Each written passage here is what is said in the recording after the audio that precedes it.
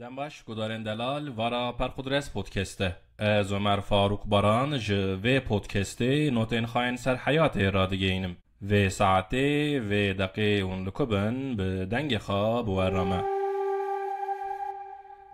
لآخو توپراغا معران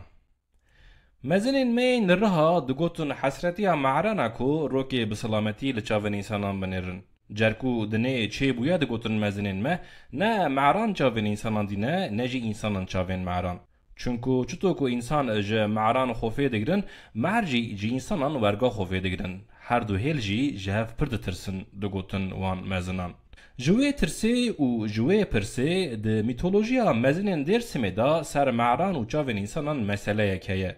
دبیجن وقتا توفان رابو مشککی لگمیا نوح پیغمبر چو قنجک کرساند و آف کتا گمیه. نوح پیغمبر دبیجن گوت نعلت لویشی لوی مشکی و چکر چطو کرجی نکان بو آف بسکناندا. رابو لدورا خا لحيوانان نهيري دبيجن نوح پیغمبر و گوت کو کی و آوه بسکنینه جمن چه بغازه پیدم.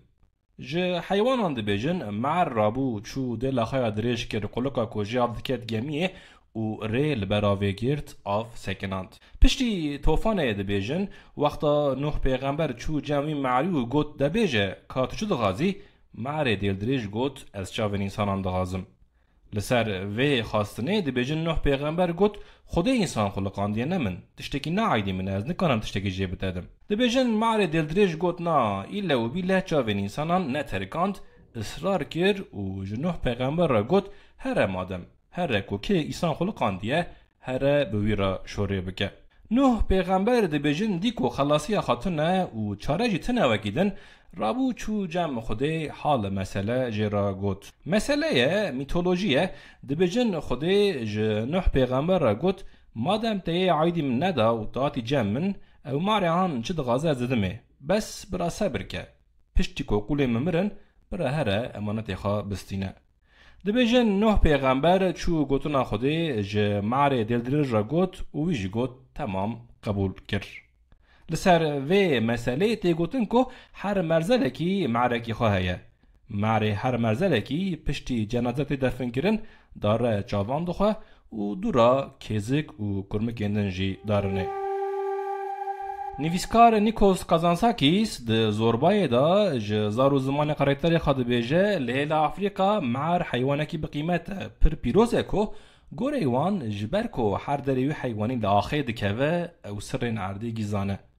کازانساکیس جه دوی قرارتر خواه معالند بیجه کسی سر تا قدم خواه دسپیرن آخه بطاقت و قوتن که حیات دربان لوان دخینه جی زوب زونا کون لسر خواه دمینن حتی دکون بنی عرده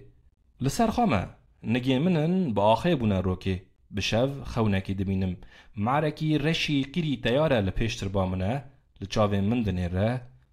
من دنیره و من شیار دکه جه خوا غفلته ترسیامه چند پودکستین مامال حیاته